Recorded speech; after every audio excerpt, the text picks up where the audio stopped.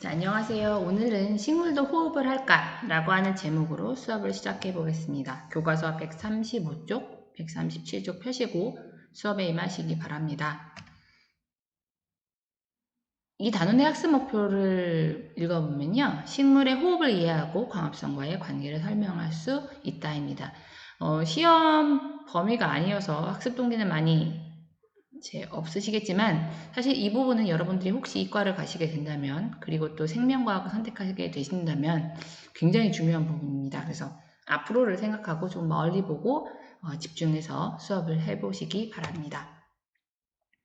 자, 오늘은 호흡에 대한 얘기를 해야 되는데요. 일단 호흡이라고 하는 말이 우리한테 좀 낯설어요. 호흡하면 보통 이런 숨쉬기 활동으로 많이 생각을 하거든요. 근데 호흡의 의미는 사실 숨쉬기 정도로 이제 끝나는 내용이 아니고요. 이제 본질적으로 우리 여러분들이 이해하셔야 되는 부분들이 있어요. 그래서 그 부분을 짚고 넘어가도록 하겠습니다.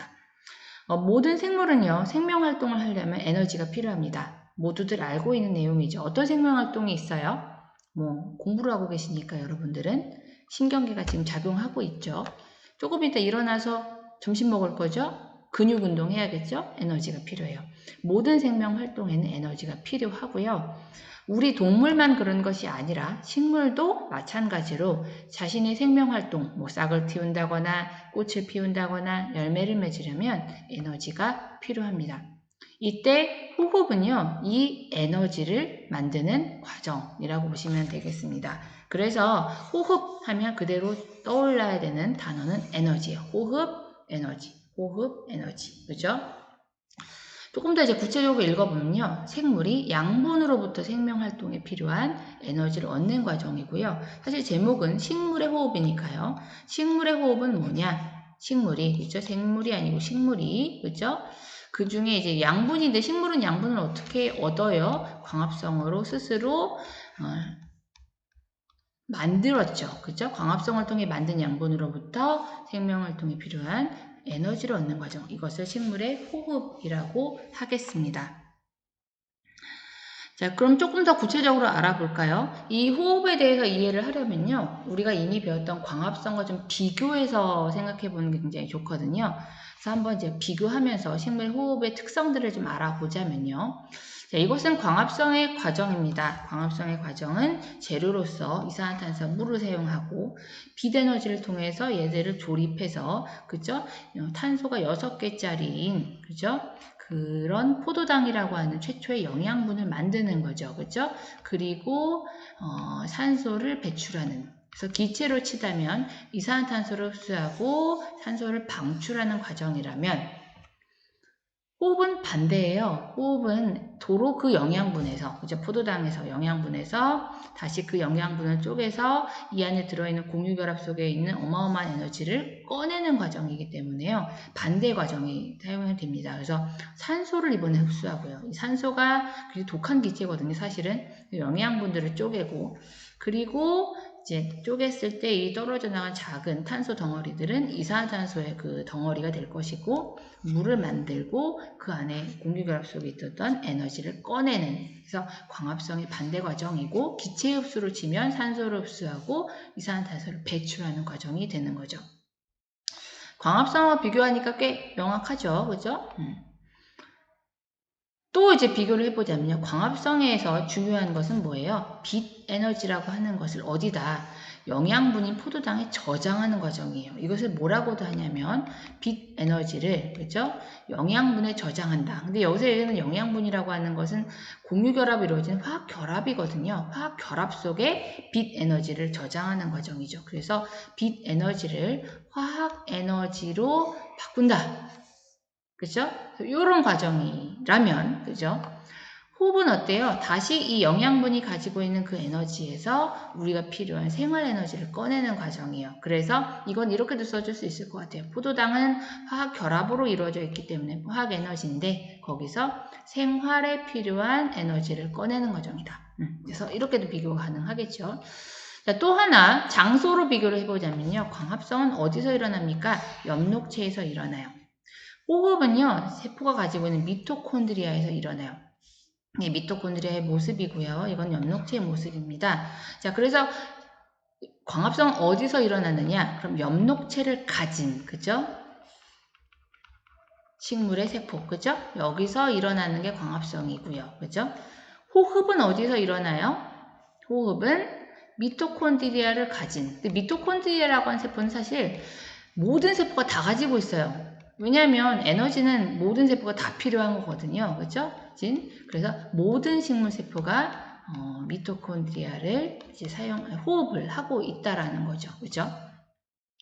마지막 언제 하느냐입니다. 광합성은 언제 하느냐라고 한다면 빛이 있는 낮에만, 그죠? 호흡은 언제 하느냐라면 에너지는 매 순간 필요해요. 우리가 자고 있는 동안에도 생명활동 하고 있기 때문에 자고 있을 때도조차도 에너지가 필요합니다.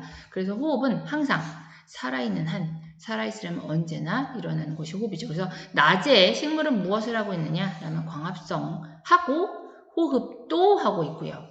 밤에 식물은 광합성은 안 하지만 호흡을 하고 있더라. 그래서 그것을 생각을 해주시면 되겠습니다. 좀 더 이제 간단한 표나 활동으로 한번 비교를 해볼게요. 여러분들한테 이 그림을 한번 찾아보세요. 정리하기 활동에서 한번 비교를 해볼게요. 자, 광합성입니다. 광합성은 뭐 하는 과정이에요? 양분을 만드는 과정이에요. 산소를 어때요? 방출하는 과정. 이 그림이 나오죠. 그림 보고도 해석하실 수 있어야 됩니다. 이산화탄소는 재료니까요. 흡수하는 과정이에요. 광합성이 일어나는 곳은 엽록체를 가지고 있는 식물세포에서만 일어나죠. 그죠? 이 과정을 통해 빛 에너지는 포도당에 저장되고요.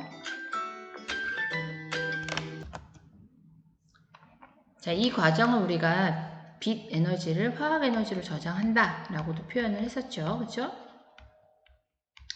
자, 그리고 언제 일어나느냐 라고 한다면 언제 일어나요? 빛이 있는 낮에만 일어나더라. 이게 광합성의 특성이었습니다.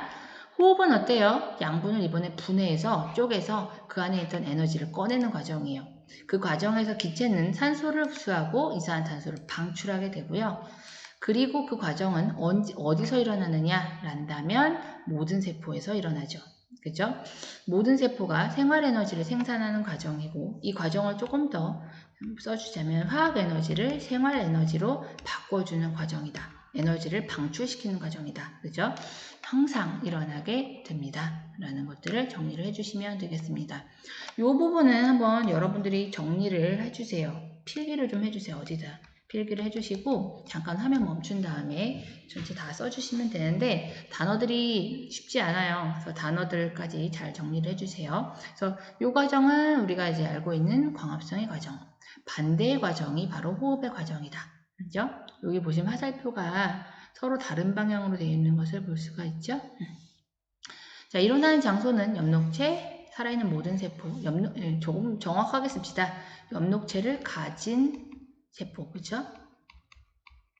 자, 일어나는 시간.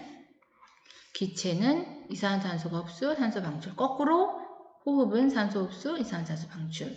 물질은 어떻게 변화되느냐? 광합성을 통해 양분이라고 하는 것이 합성이 되죠. 최초의 양분은 포도당, 그죠? 호흡은 양분을 분해하는 과정이었고요. 에너지의 변화는 빛에너지를 화학에너지로 그래서 저장하는 과정입니다. 이걸 나중에 이제 어렵게 동화 과정이라고도 하죠. 이 호흡은 화학에너지 쪽에서 생활에너지를 얻어내는 그 방출시키는 과정이에요. 그래서 이화작용이라고도 나중에 할 겁니다. 그래서 어차피 이 부분은 이제 나중을 위해서 공부를 하는 거니까요. 다 어려운 단어까지 적어 놓으시면 되겠습니다.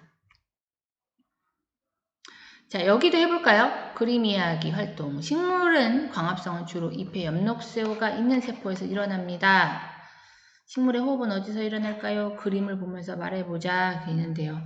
그림에 보니까 잎에는 이산화탄소 나오고 산소도 들어가고, 그죠? 이 과정은 호흡이네요. 그죠? 잎에서도 일어나고요. 줄기, 여기는 광합성 안 한 장소인데 이산화탄소 나오고 산소 나오고 호흡이네요. 호흡이 일어나고 있어요. 뿌리도 어때요? 이산화탄소 나오고 산소 나오고 이거 호흡인데, 그죠? 지금 호흡도 뿌리에서 일어나고 있네요. 그러니까 결국 어디서 일어나요? 모든 식물체 전체가 모두 호흡을 하게 되더라. 그죠? 에너지는 필요하니까 그렇게 정리하실 수가 있겠습니다. 조금 더 한 번만 더 심화해서 조금 더 볼게요. 잠깐만 마지막 집중을 좀 해주시기 바랍니다.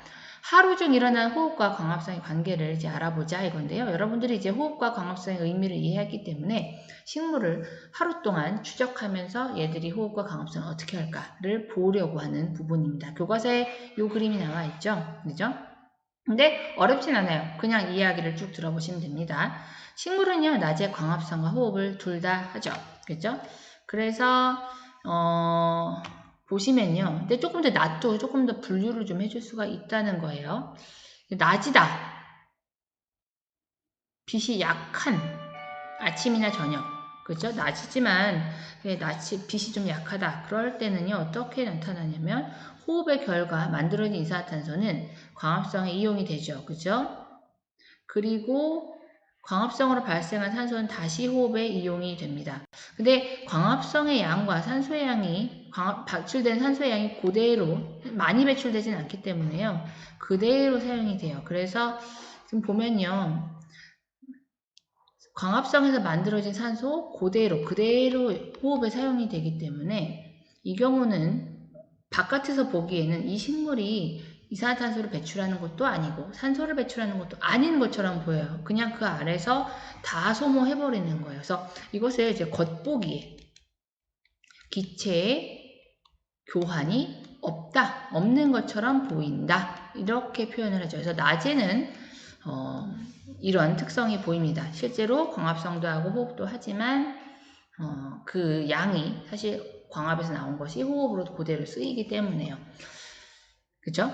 자, 그런데 낮에는요, 햇빛이 충분하기 때문에 광합성이 엄청나게 일어납니다. 그래서 물론 광합성에서는 발생한 산소가 호흡에 사용되는 경우가 있겠으나 워낙 산소 배출량이 워낙 많아요. 그래서 이제 겉보기에는 어떻게 보일 거냐면 이산화탄소가 흡수되고 산소만 방출되는 것처럼 보여요. 호흡이 일어나지 않는 것처럼 보이지만 사실은 호흡도 하고 있고 광합성도 하고 있다는 거죠. 그렇죠? 여러분은 그 실체를 알아야 한다는 얘기죠. 자, 이 경우는요. 광합성도 안 하고 호흡도 안 하는 것처럼 보이지만 사실은 광합성도 일어나고 있고 호흡도 일어나고 있다는 것이죠. 그죠? 자, 이번엔 밤입니다. 밤에는요, 호흡만 일어나기 때문에 기체의 교환으로는 어떻게 나타나냐면 산소가 들어가고 이산화탄소가 나오는 것처럼 보이죠. 나오고 있죠. 그죠? 그래서 산소가 흡수되고 이산화탄소가 방출이 되더라. 그래서 이 내용들 보시면 될 것 같습니다. 그래서 사실 그 밤에 그 환자들이 있는 곳에 식물을 갖다 놓지 않죠. 왜냐하면 얘들도 사실 산소를 사용하고 이산화탄소를 배출하기 때문에 우리랑 똑같이 산소를 쓰고 있거든요. 네, 환자들한테는 좋지 않다고 하죠. 자, 이것도 한번 표로 정리를 해주세요. 이것도 한번 필기를 좀 해주시면 좋을 것 같은데 실제 시간에 따른 아침과 저녁, 낮, 밤 빛이 약한, 그죠? 빛이 강한 그런 때 어떻게 광합성과 호흡이 일어나느냐, 그죠? 그래서 광합성량, 호흡량이 같아서 겉보기 기체의 양이 기체의 교환이 없다. 그러나 사실은 이렇다, 그죠? 낮에는 워낙 빛이 강해서 광합성량이 하도 많아서 요거를 그냥 이렇게 두 개로 할게요. 엄청 많다, 그죠? 그래서 겉으로는 이산화탄소 흡수, 산소 방출만 일어나는 것처럼 보이나 사실은 호흡도 있다, 그죠? 밤에는 산소 흡수가 일어나고 이산화탄소 방출이 일어나는데 호흡만 하기 때문이다. 그래서 정리를 해주시면 좋을 것 같습니다. 자, 그래서 교과서 앞에는 이런 내용이 있죠. 양초에 불을 붙여 밀폐된 공간에 두면 곧 불이 꺼지지만 식물과 함께 넣고 빛을 비추면 오래 산소가 탈 수 있어요.